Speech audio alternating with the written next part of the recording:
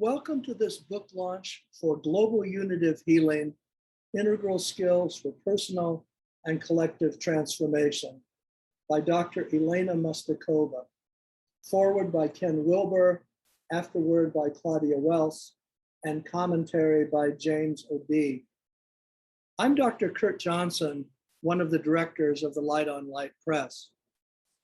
This is Light on Light's new book, officially launched August 24th, 2021.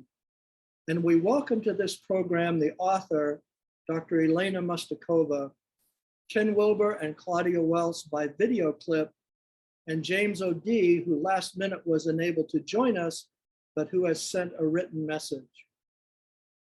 I'm here with the author, Elena Mustakova, along with three of our Light on Light editors, myself, Dr. Robert Atkinson, and Yanni Maniatis.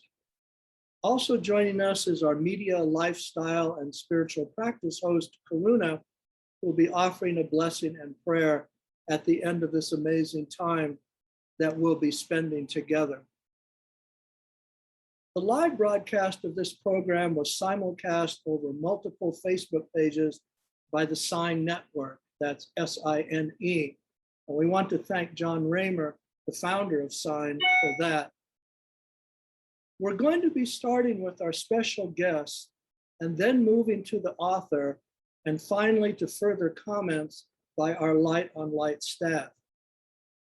All of the particulars and further information about Global Unitive Healing and obtaining it are at our websites, lightonlight.us and sacredstories.com, and across Facebook from the Light on Light Press Facebook page and our own Facebook pages. And of course, you can go directly online to all of the booksellers. So now let's talk about Global Unitive Healing, Integral Skills for Personal and Collective Transformation.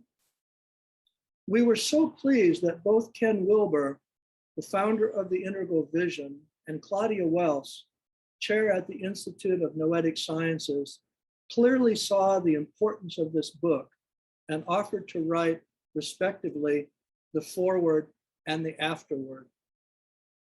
In his truly evocative foreword, Ken Wilber announces his vision of opening up, which he adds to his now classic steps of global transformation.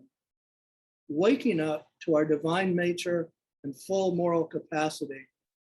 Growing up, creating a world based on those heart values. Cleaning up, healing, reconciliation, and shadow work, and showing up, activism, and speaking truth to power. Wilber explains opening up in the context that this is the time for our world to step into the truly transformative stage of our evolution as a part of our emergence into wholeness and our emergence into a truly world-centric and cosmocentric worldview. So in this video, Ken Wilber sets the stage by reminding us of this emergence into wholeness and the major steps involved in getting there. This truly sets up the content for the book, Global Unitive Healing. So let's go over to Ken Wilber. Wholeness, that's W-H-O-L-E-N-E-S-S, is a trait or characteristic that many people today value. It's generally understood to be the opposite of things like partialness or fragmentation or brokenness, and embracing it is often called taking a holistic approach. That's H-O-L-I-S-T-I-C. Now, I agree that taking a holistic approach of wholeness is a very good idea. But what I'd like to point out here is that there are actually several different types of wholeness or holistic approaches. And I'm going to point out 5 different types. So if you want to take a holistic approach to a genuine wholeness, you'll be able to include all of the various areas of a real wholeness and thus be truly holistic in your approach. I call these 5 various areas of wholeness: waking up, growing up, cleaning up, showing up, and opening up. All 5 of those areas are truly important for a real wholeness in our lives. I'm just going to run through each of them and describe them very briefly so you get an idea of what each of them is actually all about. Waking up is probably a type of wholeness that many of you have heard of. It's often referred to as enlightenment, awakening, metamorphosis, fauna, satori, the great liberation, the supreme identity. It technically means waking up from our everyday reality to a supreme or ultimate reality, where we switch our identity from being one with our skin-encapsulated ego to being one with everything, one with the universe, often called a cosmic consciousness. That's a very big wholeness. But notice that oneness, that wholeness, will not tell us anything about growing up or the major stages of growth that our relative self develops and evolves through. These stages of growing up were only discovered very recently, about 100 years ago, and thus they are found in none of the world's great religious traditions, so they're relatively new and unknown to many people. Research has indicated that these stages, there are around a half dozen of them, move from initial stages that are very self-centered, narcissistic, or egocentric. They then expand from self-centered to group-centered. They move from egocentric to ethnocentric stages of development. These have a very us versus them attitude, and this divisiveness means that these stages are often ethnocentric in a very negative sense as well. They are often the source of racism, sexism, misogyny, homophobia, xenophobia, and so on. It's only when development moves to the next higher level, the rational world-centric stage, that identity expands from ethnocentric, or group-focused, to world-centric, or universally focused. And identity expands from group-focused to all groups, or all humans. And thus there arises a desire to treat all people fairly, regardless of race, color, sex, or creed. Historically, this happened very recently, only around 200 to 300 years ago, with the rise of the Western Enlightenment. This is why we had slavery until only around 200 years ago. Virtually all cultures, including those of the great religions, originally had slavery. As the brilliant Black public intellectual Thomas Sowell put it, Christian monasteries had slaves, Buddhist monasteries had slaves. Virtually all cultures did, until some of them moved from their own ethnocentric stages, whose us versus them attitude had generated slavery in the first place, to these relatively new world-centric stages, which sought universal freedom for all humans, again, only around 200 years ago. This was because of the wholeness that growing up provided. The stages of growing up, moving from egocentric to ethnocentric to world-centric, contain successively larger self-identities, moving from me to us to all of us. And thus our morality also grew and expanded through those stages. This is why it was only when humans reached the highest or world-centric of those stages, just a few hundred years ago, after being on this planet for 300,000 years, did we finally decide to get rid of slavery.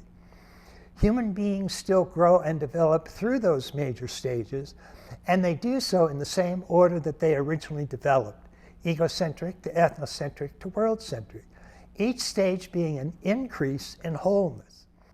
So that's the holism that a growing up offers us today.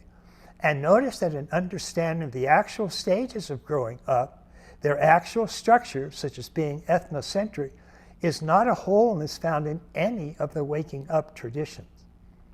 So then we have cleaning up. This is the wholeness offered by psychoanalysis and psychotherapy and other types of treatment that offer the wholeness of uniting a psyche that is limited and broken by dissociating or splitting or repressing some amount of shadow material, and thus reducing its own identity to a much smaller and fragmented persona. The aim of various types of cleaning up therapies is to reunite the persona and the shadow so as to give a whole and healthy psyche. This is a type of wholeness that is not found in either growing up or waking up. Indeed, all 5 types of wholeness are relatively independent. Discovering the wholeness of any one area will not tell you anything about the wholeness of a different area, which is why you need to make an effort to include all of them. This definitely includes showing up. Showing up means to include, or show up for, all of the major important perspectives and dimensions that humans have access to. Notice, for example, the first, second, and third person pronouns found in all major human languages. The fact that they are so universally present means they must indeed be important perspectives. But notice how many of our approaches to reality pick only 1 or 2 of them as being important. Thus, the field of consciousness studies, for example, divides its major approaches into only 2 different schools. The first person approaches, which say consciousness is the product of first-person realities, like I, me, mine, and thus can be known through approaches like introspection. And the third-person approaches third person means objects like it or its, and thus can be known through standard third-person scientific approaches, fMRIs or PET scans. But surely there are very important realities in both approaches, in all 3 approaches. After all 3 of them are included in all major human languages the world over. There must be an important reason. The point of showing up is to include all of these perspectives in an approach that gives you a true wholeness of consciousness, and not just a part of it. The same thing goes for opening up, which refers to opening up to all of our multiple intelligences. Many people don't realize that human beings don't have just one major intelligence, usually called cognitive intelligence and measured by the all-important IQ test. We rather have upwards of a dozen or so multiple intelligences. And if you don't like the notion of multiple intelligences, you can simply think of these as multiple capacities. But in addition to cognitive intelligence, we have an emotional intelligence, moral intelligence, aesthetic intelligence, spiritual intelligence, interpersonal intelligence, kinesthetic intelligence, mathematical intelligence, intrapersonal intelligence, and musical intelligence, among several others.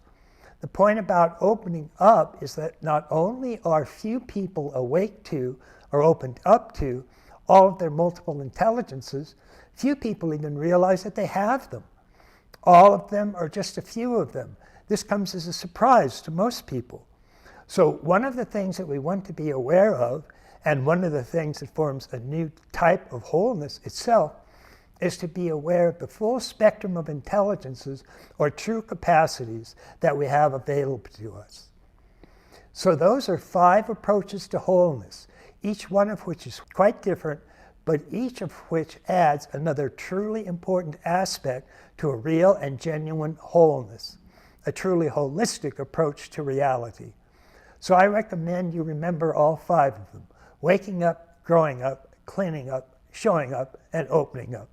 This is Ken. Please take care.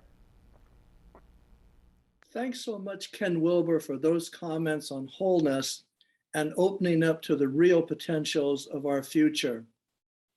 Next, we want to share the video from the author of the afterword to Global Unitive Healing, Claudia Welss, the chair at the Institute of Noetic Sciences, also known as IONS. As Claudia says in her afterword, she feels so intimately connected to this book, Global Unitive Healing, because of its many references to IONS, and especially to founding visionaries of IONS, including astronaut Edgar Mitchell and renowned thought leader Willis Harman. So there is no accident that this book, Global Unitive Healing, mirrors the title of Willis Harman's own famous 1998 book, Global Mind Chains. So let's go over now to Claudia Welss. Wholeness. Ken Wilber opened with what for me is the perfect concept to describe the central promise that Elena Mustakova's book, Global Unitive Healing, offers her reader and the world, as long as we're willing to put the insights it contains into practice. He closed his clip with the latest addition to his map of wholeness, which he's calling Opening Up. And this, in my mind, is the perfect remedy for the central challenge in Elena's book, that our maps are too limited for this planetary age, and that keeps us covering the same old ground. Opening up to our multiple intelligences is the only way to expand our map to new territories. And because of my work with the space community and the consciousness shifting potential of the overview effect, I'm going to state the obvious here and say that there's virtually no map at all to help humanity navigate itself into the coming interplanetary age. So I'm grateful that the wisdom in Global Unitive Healing isn't limited by time or space, relevant equally to realizing the potential of our species to thrive both on planet and off. The wisdom shared in this book is timeless and timely. The firestorm humanity is facing has been gaining speed for a long time. We've been addressing the manifest crises without addressing the crisis of consciousness manifesting them, and it isn't working. As Rumi said, everything we see has roots in the unseen world. As Carl Jung said, the upheaval of our world and the upheaval of our consciousness are one and the same thing. We'll need to open up to evolve a collective consciousness that can head off the coming storm. As a colleague in the space community put it recently, the night of the fire is too late to build a fire department. But it's not too late for us to take the kind of wisdom in Elena's book to heart and act on it. Another thing I'm grateful to her for is offering actions we can take in ways not removed from our practical daily lives. I think this is a big part of the lasting contribution Global Unitive Healing will make on the larger cultural conversation. Her book doesn't demand that we upend our lives. It invites us to observe the level of our being from which we live and make a conscious choice about it. It's not asking us to behave more lovingly, it's inviting us to make ourselves available to, and I'm quoting here, the laws of love driving this evolution. It isn't suggesting we become like monks, unless we want to be like the monks that come down from the mountain. And Kurt, I think you are the most qualified person to speak to that. It's about showing us how we can continually realign ourselves with the higher nature, with our higher nature, in ways that don't require us to drastically change our outer circumstances of our lives, which make it an eminently practical guide.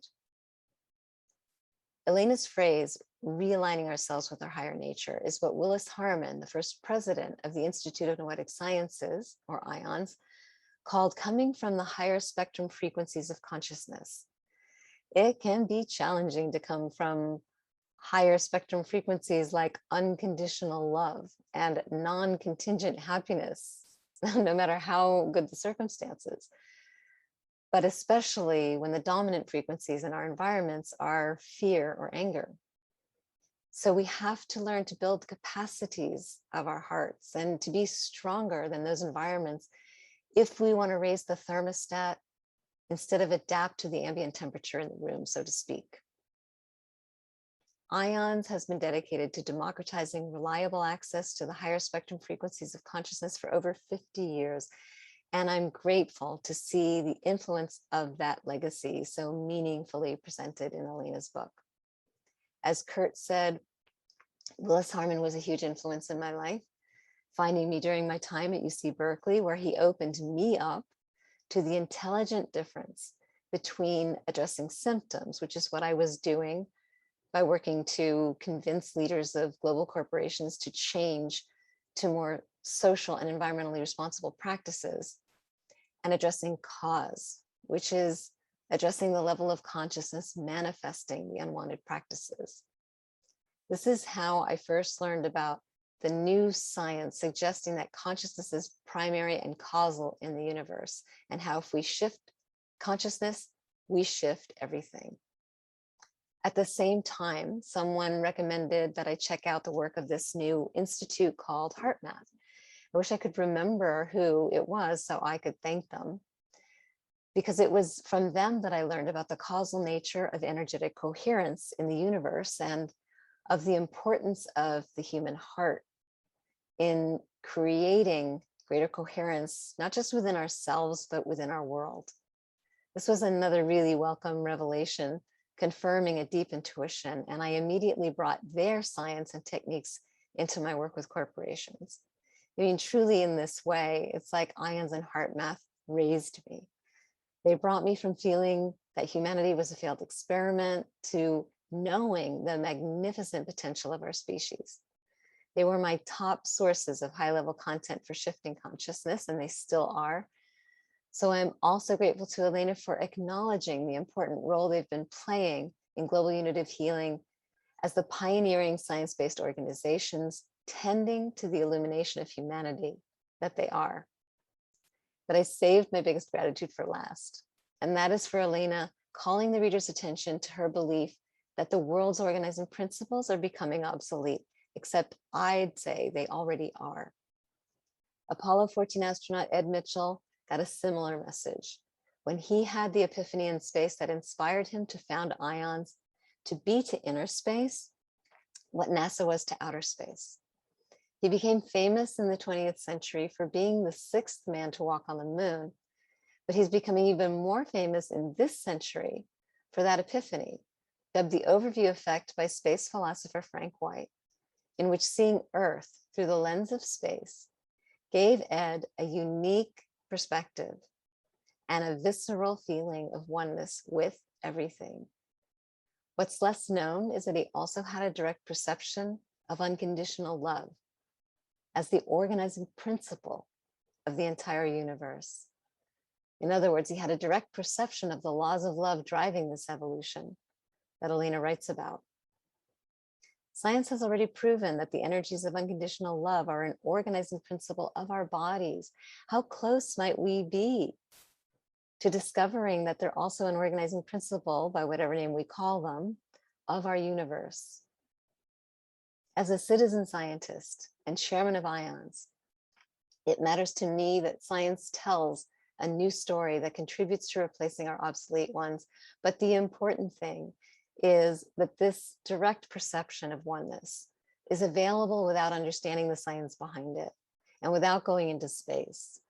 And Elena maps out many powerful paths, many tested paths, paths backed by science for arriving there in our daily lives. This book points out that the crises humanity is facing in ecological disruption, climate change, population growth, social justice, global health, on and on, are all connected and are all reaching a critical mass. But it also leaves the reader with the feeling that if Global Unitive Healing and other initiatives like it are taken to heart, we'll also reach a critical mass of energetic coherence, of the higher spectrum frequencies of consciousness that we need to transcend our crises. So finally, I am grateful to Elena for writing the book, to everyone at Light on Light Press for publishing it, to Sign Network and the team here today, and to everyone who will put the wisdom that Global Unitive Healing represents into action.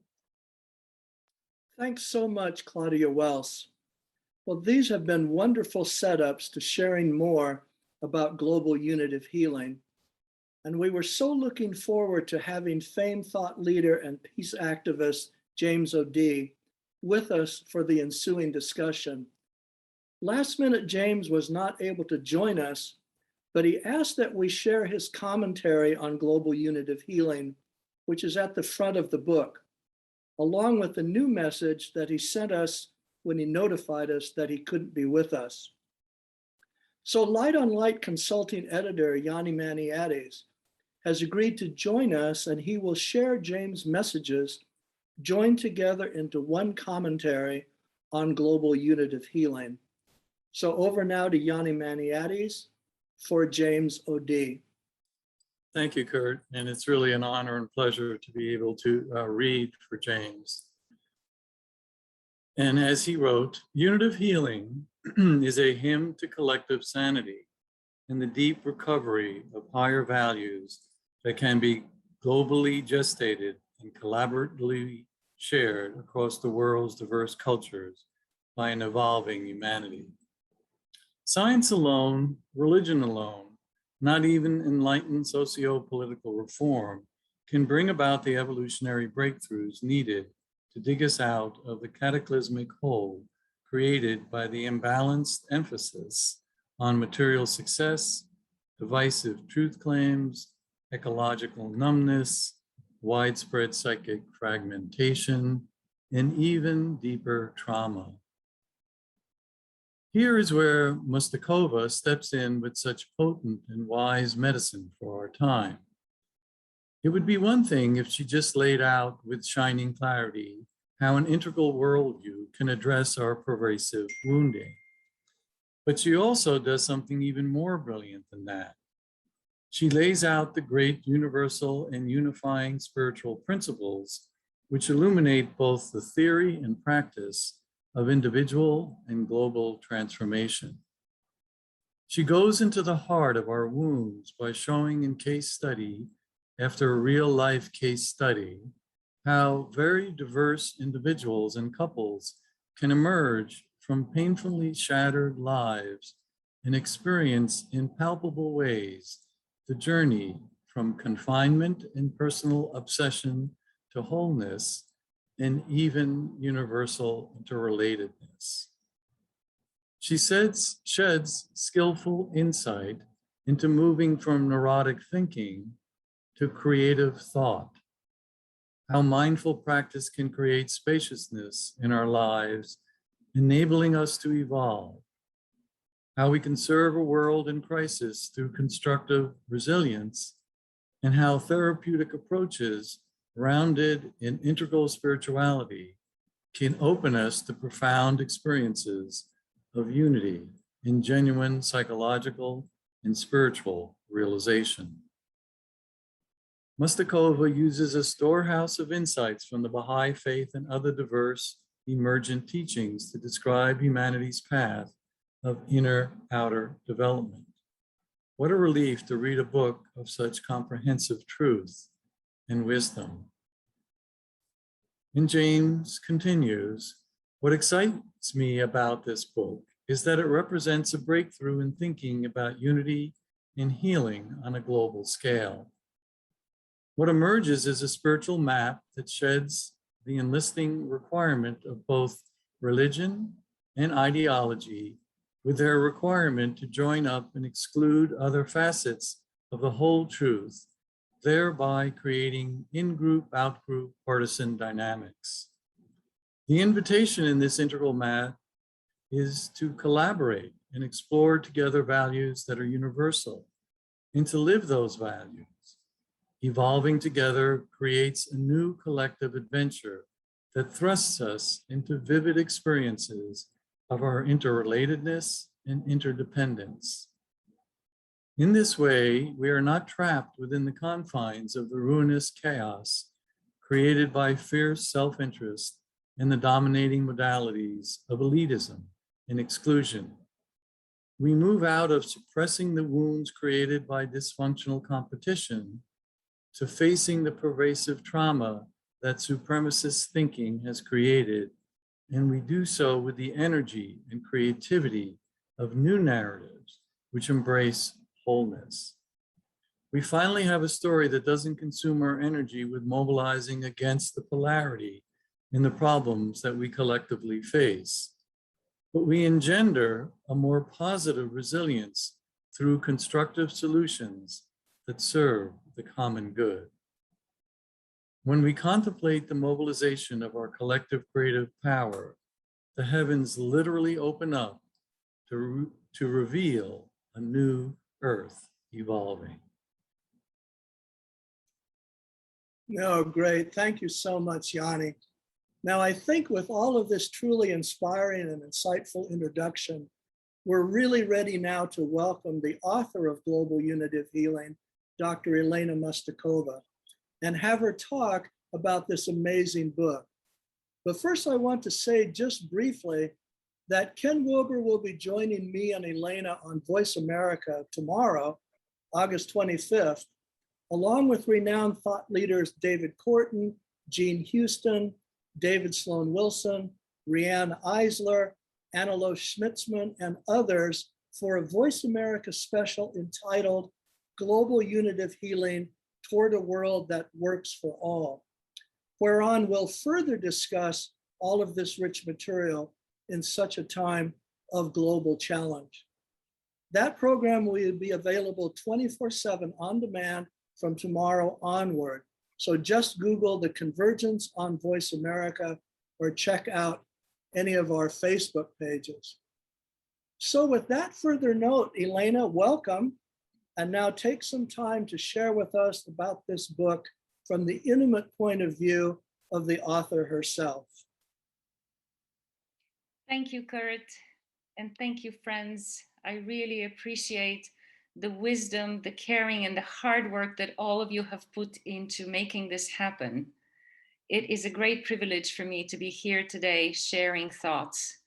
This book was inspired by the acute sense of the perplexity most of us experience as we watch the world we know come undone. It is hard to bear watching the news, much as we want to be informed and engaged. The hardest part about watching the mounting global human tragedy is that we do not know how to bridge the gap between our ordinary daily lives and the vast task of urgently restructuring planetary life to make it sustainable before it is too late. As James O'Dean noted, this book offers a psychological and spiritual map of a step-by-step process of taking ownership of our lives and choices in these turbulent times, not at some future point, but right now. It invites every person to step beyond ideologies, religious or secular, and to pursue truth and meaningful service to a transforming planet. It illustrates through many ordinary lives how we can accompany each other beyond the wounds we bear from a dysfunctional world and beyond our own polarities that always leave someone on the outside. It can be viewed as a sequel to Willis Harman's Global Mind Change. In the 1980s, Harman described the inevitable consciousness shift ahead for humanity toward an ecological ethic and a self-realization ethic. 3 decades later, climate scientists are telling us that we have a decade to grow up and clean up, as Ken Wilber described, to stop projecting our shadow side on others and on the planet, and become stewards capable of urgent, large-scale, and collaborative change in all our practices. Claudia Welss keyed in beautifully on the central message of this book. We have to align ourselves with the universal law of love and become stewards to this law. The source of our deep unhappiness is the divisiveness we have accepted as a way of life. The law of love in this global age is expressed in the way of unity. The dramatic and urgent shift needed now from lives in opposition to a way of unity is scary for most people because it seems to mean letting go of many of our traditional values and ways. In reality, it only means cleaning up our traditional values and ways of that which divides and polishing and bringing forth that which strengthens us for collaborative stewardship. Our current global identities are dear to us and provide a sense of stability in an increasingly unstable world. But holding on to outdated vestiges of an earlier stage in history only accelerates the disastrous clashes of competing group interests, uproots millions of people, and brings about planetary havoc. A paradigm shift now is the only way ahead. We need to awaken to our universal moral and spiritual nature, which encompasses our different relative identities. We need to grow toward the consciousness of our oneness and interdependence. We need to clean up the way we think and speak of the other and develop the integral skills of global citizens. My book offers a way to grasp these integral skills and make them part of your life. We can do this. A rapidly growing number of courageous individuals and organizations are doing it. Now it's time to choose it collectively. This book shows you, through profiles of transformation in ordinary lives, how we can connect our individual lives to the larger reality and how we can find our place in it as we heal. It speaks of healing and unity in a whole new way. In the last part, it illustrates how past, present, and future can be reconciled at the level of a nation, the United States, which is no less than a laboratory for the world. In the final chapter, it looks at the most promising seeds of emergent new collective ways that unite science and spirituality and model consultative multi-level governance, the way to create the kind of new world we actually want to live in. And now, friends, I'd like to share a brief excerpt from the book that I hope will speak to every heart. The first part is from the prologue, and the last part is from the final page of the book.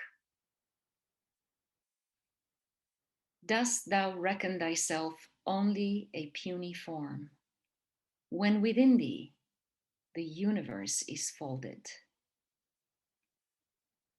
I keep faithful vigil at my dad's bedside, helpless to ease the discomfort of his final hours.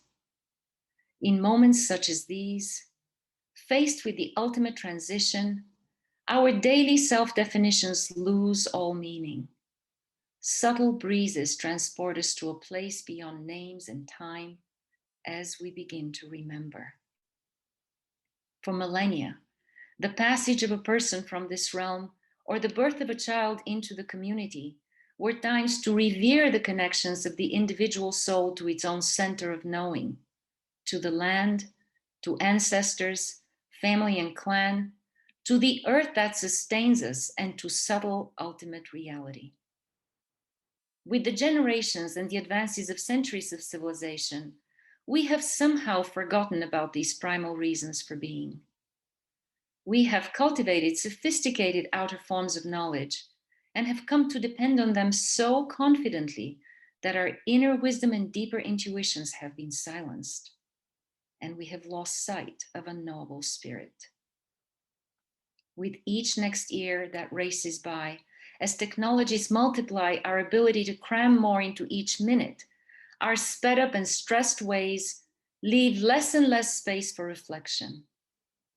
The Humpty Dumpty of our 21st century lives, more than ever, needs to be put back together as a whole. Or maybe it is not about putting it back together, but about putting it forth together. That is what I began to see at my father's bedside. A conservative, solid world that had integrity and foundation was becoming obsolete. I kept asking myself how the best of his world could be carried forward into this new age, into a world in unprecedented crisis. I know that many people feel lost with this dilemma. Our current maps are too limited to guide us into a planetary age. This radical age requires unprecedented answers.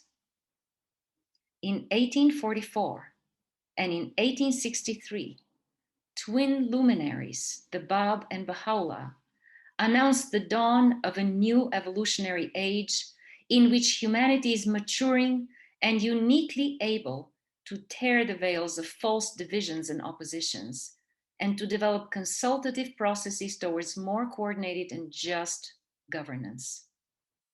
They reminded us that the human heart cannot be separated from nature, from community, from ultimate reality, and remain healthy.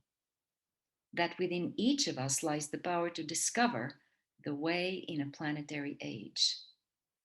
A century and 3/4 later, this evolutionary worldview, spiritual in its essence, yet also scientific, has spread to every corner of the globe, forging bonds of unity and fellowship across divisions of class, race, religion, gender, and ethnicity, empowering hearts to shake off the shackles of outdated concepts and to begin to create a blueprint for a peaceful planet. And finally, a few paragraphs from my last page, the closing paragraphs. What if we all admitted that we can recognize a radiant heart-mind way of being as it stands out so clearly from our usual ways, and that we can choose it as our standard?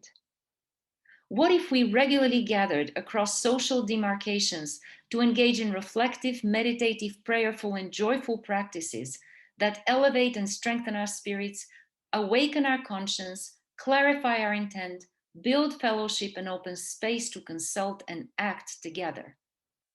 Then our societies could truly be made new. Consultative processes can build on the foundation of our historical experience and the best practices of generations past. Then the inner reality of each of us would be reflected in authentic and empowered service to the human community, one that springs out of our alignment with the universal law of love. This would no doubt be a new creation. A 10-year-old emerging swan of a boy recently observed to his mother, "The world is upside down, Mom, not even sideways." My client, his mother, paused, took a deep breath, and responded, "It's okay, son. Babies are born upside down. It's the right position for emerging into a new reality." Friends, welcome to the horizon of collective unitive healing. The achievements of our united heart, minds, and spirits can create a universal civilization rich with our diversity beyond anything the present age can conceive. Let us remember these prophetic words. So powerful is the light of unity that it can illuminate the whole earth. Thank you. Thank you so much, Elena. I think that that truly informs our audience further about global unitive healing and why it's going to be an important book for them to read. So with all this background, and thanks so much to everyone, we also have with us, along with myself, Dr. Robert Atkinson, who works so closely with Elena on the development of this book. And I'm sure that we have some things to add as well. So let's go over now to Dr. Robert Atkinson, the Acquisitions Director of Light on Light, for his comments. Bob himself is a two-time Nautilus Book Award winner for The Story of Our Time and Our Moment of Choice, Evolutionary Visions and Hope for the Future.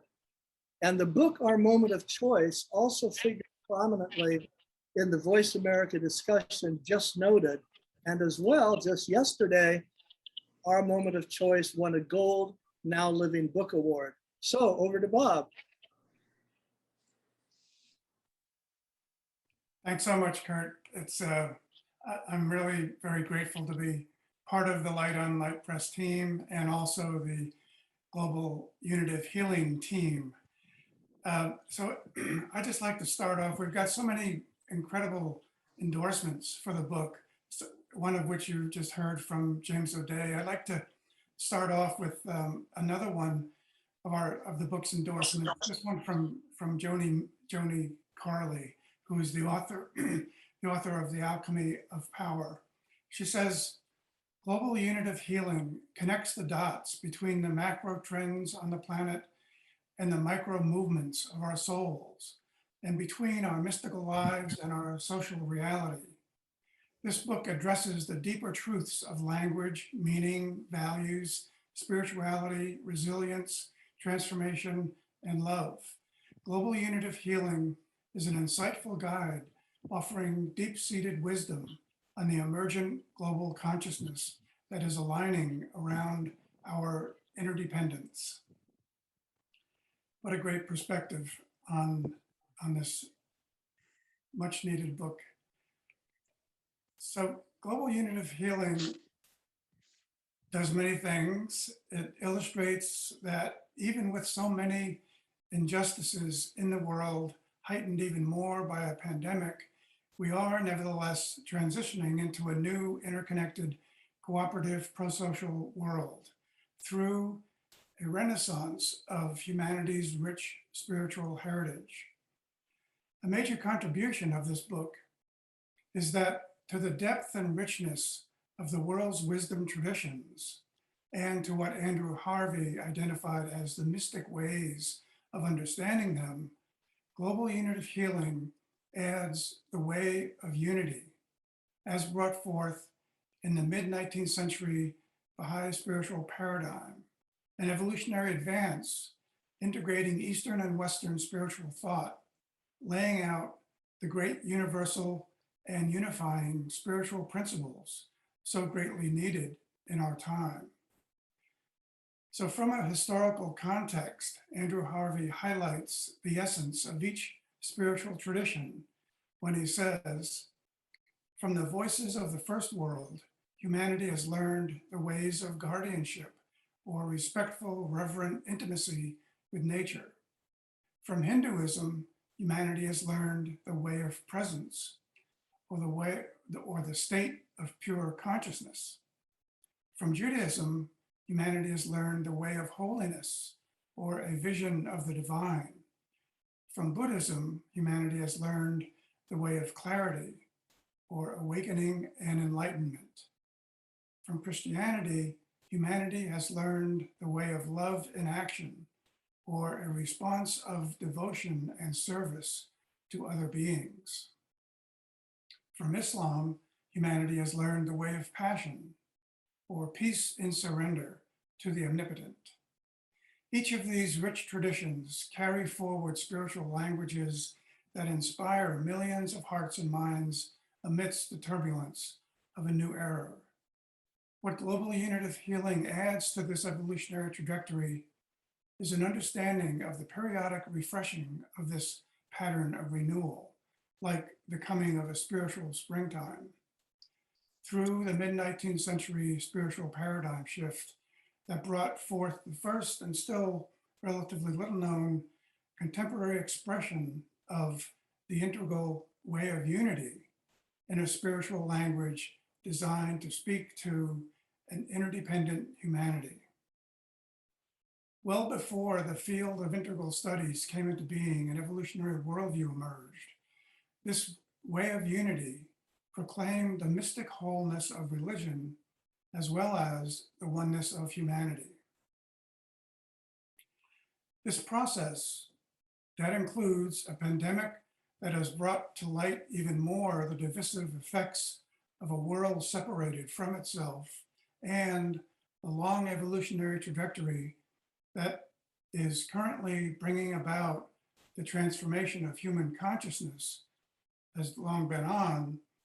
This process is one of creating an inclusive narrative, as explained in this recent statement of the Universal House of Justice. However fitful, the forces working in harmony with the spirit of the age have continued to move humanity towards an age of peace, not merely a peace which rules out armed conflict, but a collective state of being manifesting unity. The forces of disintegration regroup and gain ground, but the unity of humanity is unstoppable by any human force. The promises made by all the prophets testify to this truth. Universal peace is the destination towards which humanity has been moving throughout the ages. Humanity's advance toward a new global stage in its collective life in terms of social evolution is finally possible. Without a vision of shared identity and common purpose, we fall into competing ideologies and power struggles. Human identity from a recognition of the oneness of humanity is radically different.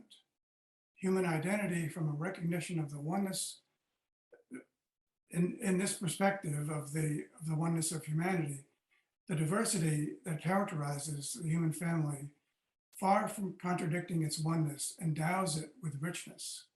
It is through love for all people that the unity of the world can be realized and the infinite expressions of human diversity find their highest fulfillment. So it is with this foundation that Global Unitive Healing offers an integral approach to the healing of individuals and the collective that also provides an evolutionary and spiritual context for the current interfaith and interspiritual age, and makes it clear why science and spirituality are complementary knowledge systems for understanding the wholeness of the universe we are all part of.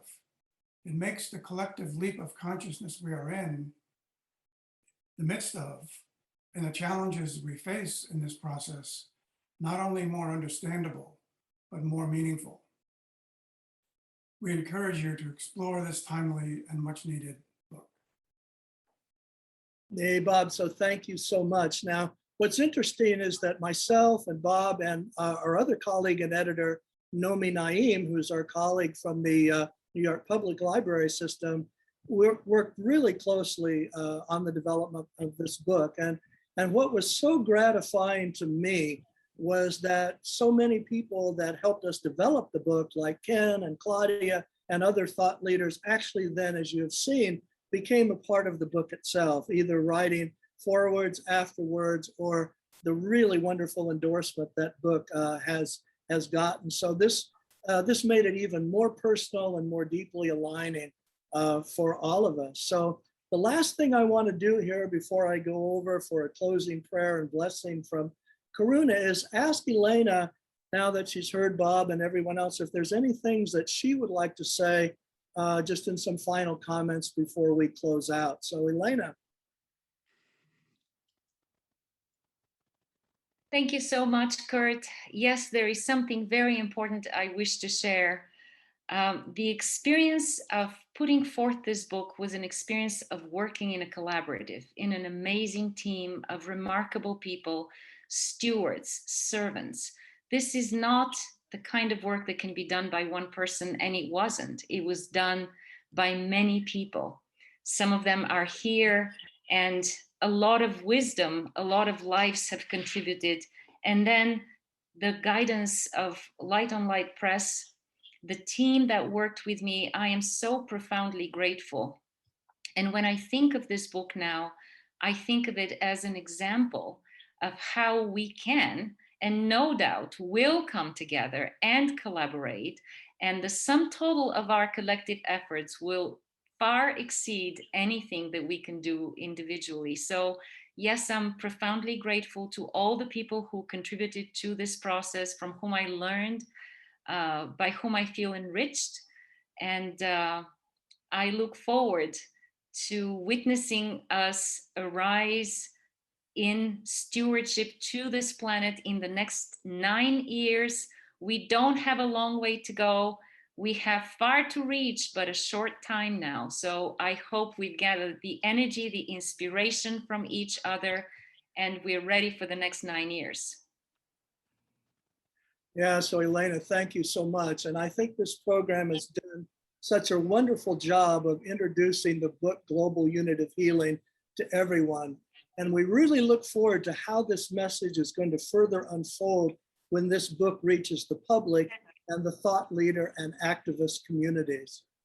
So to close out this time that we've spent together, I want to ask Karuna, who is our spiritual practice expert, to offer a closing blessing and prayer. And after that, I'll close with just a few more words. So Karuna, would you close us out with this beautiful prayer that you've composed? With deep, deep gratitude, absolutely. And thank you all. May the blessings of these times, dear ones, in healing and the divine feminine, open us up, lift us up, link us up to the universal change, the universal wholeness that is now unfolding. May we all come together in this Aquarian age of rebirth without attachment to what has brought us this opportunity to tune into the great awareness, the great awakening.